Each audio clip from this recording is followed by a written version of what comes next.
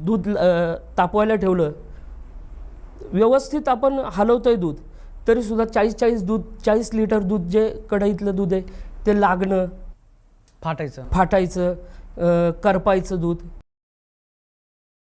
त्याच्यानंतर दही लावायला गेलं, रोजच्या रुटीनला आपण दही लावतोय, काहीच बदल नाही त्याच्यामध्ये. प्रमाण सगळं व्यवस्थित, सगळं दूध तापवण्याचं प्रमाण, त्याच्यानंतर त्या कमी डिग्रीला लावून म्हणजे दही लावण्याचं प्रमाण, विरजन ठेवण्याचं प्रमाण सगळं सारखं असतानासुद्धा माझं दही हे म्हणजे अमावस्या पौर्णिमेच्या आधी 2 दिवस आणि नंतर दिवस असे 4 दिवस हे रुटीनचे ठरलेलेच असं की ते दही खराबच व्हायचं, फसफसायचं दूध. क्वांटिटी किती असते त्याची? एका परातीत साधारण एक 10 लिटर एक दूध बसायचं, म्हणजे साधारण एक 70 ते 80 लिटर मी लिटरचं दही लावायचं. तर तेवढंच्या तेवढं खराब व्हायचं ते दही, आणि इतर दिवसाला ते सगळं व्यवस्थित असायचं.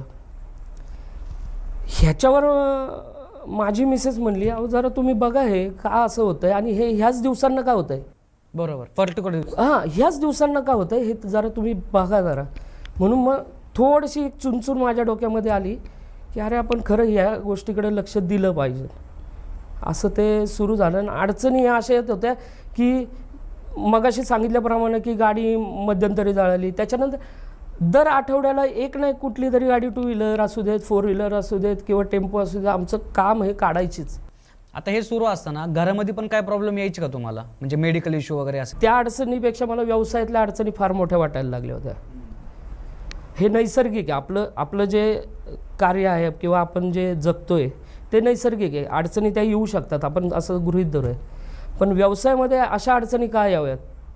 सगळं व्यवस्थित चालत असताना, सगळं व्यवस्थित करत असताना. असंही नाही की बाबा व्यवसायाला वेळ देत नाही आपण आणि कोणाच्या तरी भरोशावर धंदा सोडला आहे आणि मग मी अडचणीत आलो आहे. हा एक वेगळा पार्ट राहू शकतो, पण हा पार्ट खूप महत्त्वाचा होता की मी कष्ट करतो, मी स्वतः तिथं राबतो, मी दिवस रात्र कष्ट घेतोय, आणि तरीसुद्धा माझ्या वाट्याला हे अशा गोष्टी येतात. दूध खराब होणं म्हणजे काय सोपा विषय नाही आहे. आज ज्याच्यावर म्हणजे दुधावर माझा पूर्ण व्यवसाय डिपेंड आहे, आज तिथंच प्रॉब्लेम येतो आहे मला.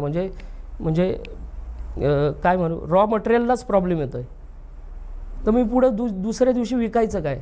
आणि बाकीचं काय तयार पण होत नाही ना, बाकीचं काहीच तयार होत नाही ना.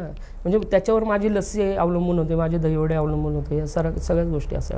ज्यावेळेस तुम्हाला कळलं की हा काहीतरी वेगळा प्रकार आहे, मग नंतर पुढं झालं काय? विषय असा झाला की मिसेसनी माझ्या डोक्यात जरा टाकलं की बाबा थोडंसं आपल्याला पाहिलं पाहिजे ह्या सगळ्या गोष्टी.